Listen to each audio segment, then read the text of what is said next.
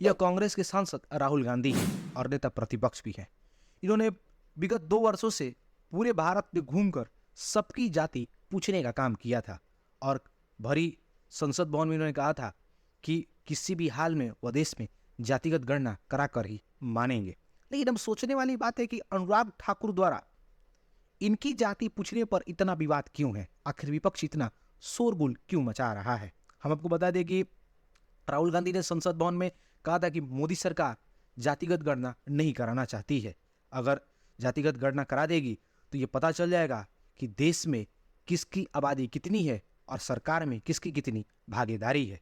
और राहुल गांधी का दावा है कि संख्या के आधार पर उसकी उतनी भागीदारी होनी चाहिए। अब ये विवाद क्या है? हम आपको बता दें कि राहुल गांधी ने संसद में जो सवाल किए थे उसी का जवाब भाजपा के सांसद अनुराग ठाकुर ने दिया था, जिसको लेकर विवाद मच गया है। अनुराग ठाकुर ने कहा था कि जिसकी जाति का पता नहीं वह गणना की बात कर रहा है। अब आखिर ये विवाद क्यों है? हम आपको बता दें कि राहुल गांधी की जाति को लेकर, धर्म को लेकर हमेशा भारतीय जनता पार्टी के जो नेता हैं वह सवाल उठाते रहे हैं। आखिर ये सवाल बार बार क्यों उठाया जा रहा है? तो हम यहाँ पर थोड़ा सा आपको क्लियर कर देना चाहते हैं कि आखिर ये सवाल क्यों उठाए जा रहे हैं। तो हम आपको बता दें कि आखिर गांधी परिवार का इतिहास क्या है। सबसे पहले हम आपको बता दें कि मोतीलाल नेहरू, उनके पुत्र थे पंडित जवाहरलाल नेहरू, जो देश के पहले प्रधानमंत्री बने। उसके बाद इंदिरा गांधी, वही देश की प्रधानमंत्री बनी, और उनके बेटे थे 2, संजय गांधी और राजीव गांधी। इंदिरा गांधी की शादी फिरोज गांधी से हुई थी। उसके बाद संजय गांधी की शादी मेनका गांधी से हुई और राजीव गांधी की शादी सोनिया गांधी से हुई। एक और चीज़ यहाँ पर यह है कि मेनका गांधी के पुत्र वरुण गांधी थे और सोनिया गांधी के पुत्र वर्तमान में राहुल गांधी हैं, जो पूरी तरीके से एक तरह से कहा जाए कांग्रेस पर इनका वर्चस्व है। तो यहाँ पर थोड़ा सा मामला ये है कि राजीव गांधी की शादी सोनिया गांधी से हुई है। वहीं सोनिया गांधी जो इटली से ताल्लुक़ रखती थी, सोनिया गांधी की शादी जब राजीव गांधी से हुई तो वो इटली से ताल्लुक़ रखती थी, और उस समय सोनिया गांधी का नाम एंटोनियो माइनो था, जो बाद में सोनिया गांधी के तौर पर जानी गई। अब इसी चीज़ को लेकर भाजपा हमेशा विवाद मचाती है। एक समय ऐसा था कि सोनिया गांधी इस देश की प्रधानमंत्री बन सकती थी, लेकिन चूंकि वह इटली से थी, जिसकी वजह से विपक्ष ने उस समय काफ़ी ज़्यादा हंगामा किया था और सोनिया गांधी ने प्रधानमंत्री बनने से मना कर दिया था।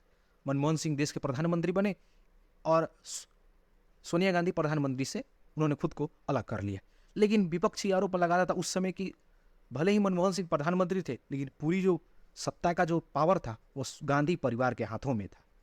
तो अब यहाँ पर विवाद ये है कि आखिर राहुल गांधी की जाति क्या है। वैसे अगर हम आपको बता दें कि अगर राहुल गांधी का जो एफिडेविट देखा जाता है, जिन्होंने लोकसभा चुनाव के दौरान जो भरा था, उसमें ये अपने आप को कश्मीरी ब्राह्मण कहते हैं। अब मामला यहीं पर अटका हुआ है, आखिर राहुल गांधी की जाति क्या है, जो विपक्ष हमेशा इस चीज़ को सवाल उठाता है। कुछ विपक्षी पार्टी के जो नेता हैं जैसे अखिलेश यादव, ये भी जाति गणना के पक्ष में है और इनका पूरा जो पीडीए इस बार लोकसभा के चुनाव में वह इसी जातिगत गणना को लेकर मुद्दा बनाकर राजनीतिक में उतरा था और बहुत सारी सफलताएं मिली थी सीटें जीतकर। इस बार यूपी में भाजपा का जो बहुमत न आने का कारण है वह अखिलेश यादव हैं, जिनकी पार्टी को 37 सीटें इस बार मिली हैं।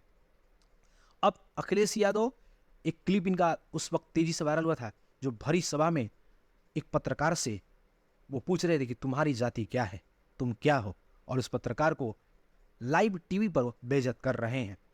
तो ये राहुल गांधी और अखिलेश यादव की जोड़ी आपको संसद में उस वक्त दिखी थी जब अनुराग ठाकुर द्वारा सवाल पूछा गया था और अखिलेश ने राहुल का समर्थन करते हुए ये कहा था कि तुम जाति कैसे पूछ सकते हो।